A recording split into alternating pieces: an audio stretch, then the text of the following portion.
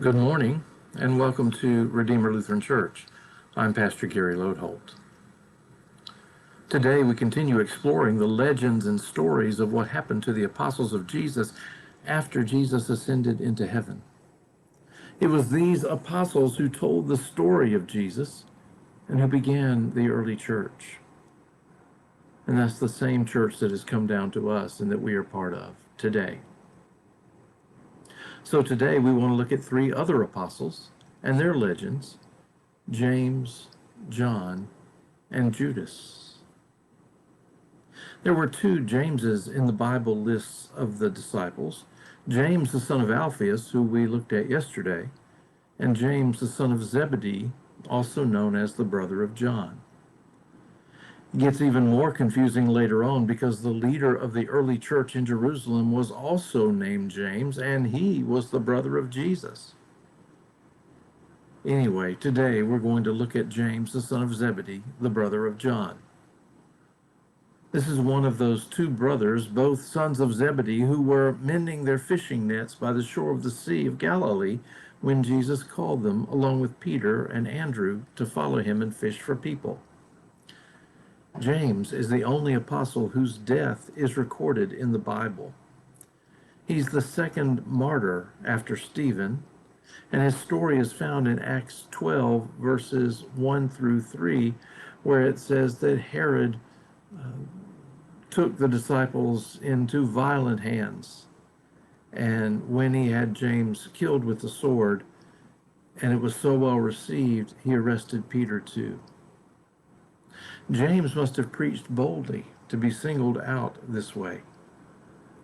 Legend says that on the way to his execution, the guard was so impressed by James's courage that he begged forgiveness for the harsh treatment he had given James. And when James forgave him, he converted to Christianity and was beheaded along with James.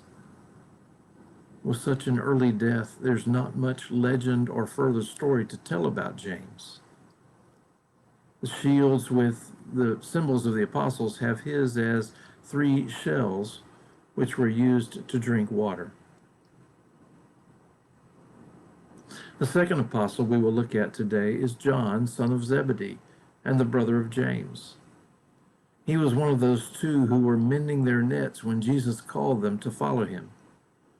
Tradition says that John was the youngest of the disciples, and other legends say that John took care of Jesus' mother Mary for the rest of her life after the crucifixion. In the book of Acts, John seems to go around with Peter some, preaching and healing. Several New Testament books are associated with John: the Gospel, 1st, 2nd, and 3rd John, and Revelation.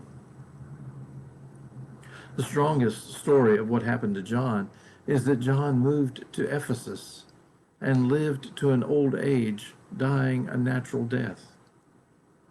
Another story was that John was forced to drink poison, but it had no effect on him. And in yet another legend, John was put in a cauldron of hot oil in Rome, but thought it was a pleasant bath. Roman Emperor Domitian banished him to the island of Patmos. One final story. At almost 100 years old, John was in Ephesus, and he would be carried to and from worship, and he would exhort them, saying, "Little children, love one another." Our final disciple to look at today is Judas. Maybe you noticed the distinction I made there. I didn't call Judas an apostle, but rather a disciple.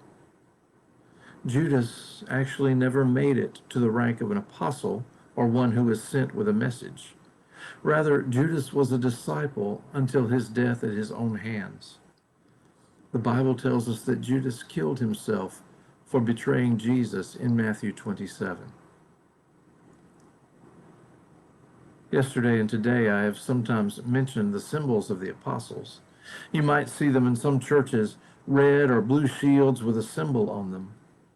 And for example, the symbol of John, whom we just talked about, is a cup with a serpent in it to reflect that story of him being forced to drink poison that we just heard about. Interestingly, while it isn't always included with the others, Judas has a symbol like this too. His is simply a blank shield. Maybe today the thing for us to remember is again their faithful witness to Jesus and John's final words to the church in Ephesus.